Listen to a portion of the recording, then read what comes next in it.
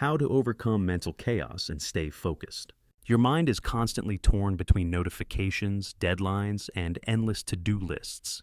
It feels like your attention is shattered into pieces. But what if there were an ancient practice capable of organizing this chaos, sharpening your thinking like a laser, and helping you achieve your goals? In this video, I will introduce you to the Lotus Method, inspired by Eastern philosophy, which transforms scattered thoughts into a state of clarity and focus. Skipping this could mean remaining trapped in endless distractions. Watch until the end and take the first step toward real change today. Gahan's struggle with inner resistance. Gahan is a person with immense potential, just like you. He has ambitious goals, improving his physical fitness, advancing in his career, and achieving harmony in his personal life. However, every time he decides to take a crucial step forward, something holds him back. It's not a lack of motivation. He watches inspiring videos, listens to insightful podcasts, and reads self-improvement books. Yet, when it's time to act, his own mind throws distractions at him, steering him toward easier, more comfortable activities, like endless scrolling on his phone. Whenever Gahan plans something meaningful, his brain seeks the path of least resistance. He finds himself stuck in a cycle of procrastination and self-doubt. He recognizes the problem, but struggles to break free. And he's not alone. Most people face the same challenge. Our brain naturally avoids difficult and unfamiliar tasks, favoring comfort instead. We turn to social media, games, or daydreaming because it's easier. Gahan feels as if he's battling himself, but no source of motivation seems to have a lasting effect. He realizes he needs something deeper than just a temporary surge of enthusiasm. In Eastern teachings, the mind is often compared to a restless monkey, constantly jumping from one thought to another, avoiding discomfort. As Buddha once said, your worst enemy cannot harm you as much as your own unguarded thoughts. This is exactly what's happening to Gahan.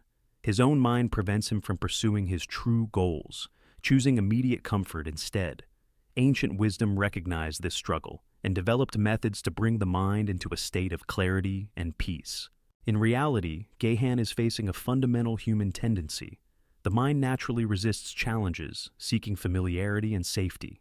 However, Eastern philosophy, the foundation of the Lotus Method, suggests that fighting against your thoughts isn't the best approach. Step 1. Recognizing resistance. Resistance doesn't arise without reason. It's the mind's way of protecting us from discomfort. But instead of fighting it, we can change our approach. The key lies in awareness. When Gahan realizes that his brain instinctively avoids challenges, he stops blaming himself.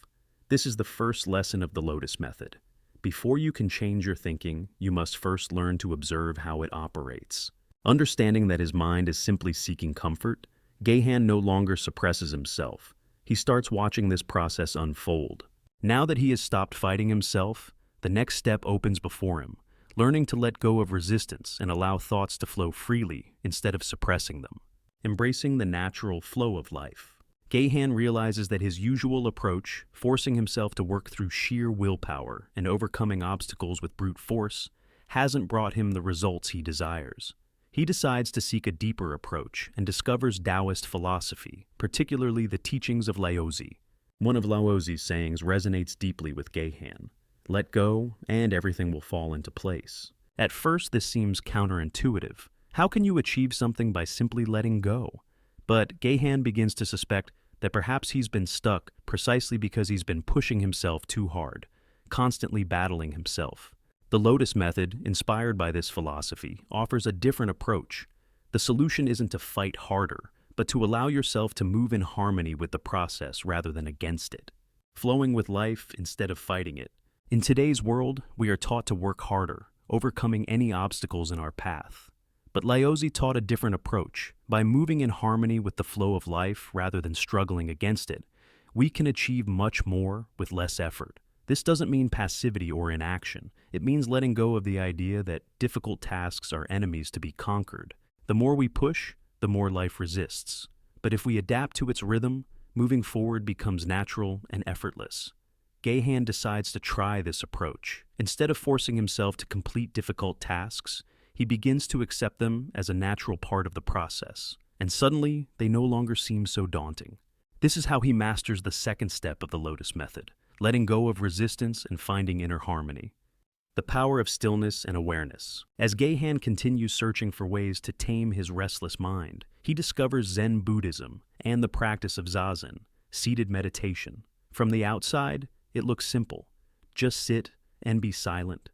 But when he tries it, he realizes how chaotic his thoughts truly are.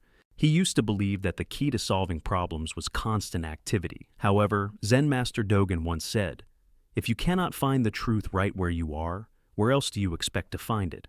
Gradually, Gehan understands that strength and clarity do not come from endless busyness, but from stillness. His mind, like a lake, is stirred by the winds of his thoughts. But when the wind settles, the water becomes calm, revealing a clear reflection. Now, challenges no longer seem insurmountable to him. He sees them as stepping stones for growth.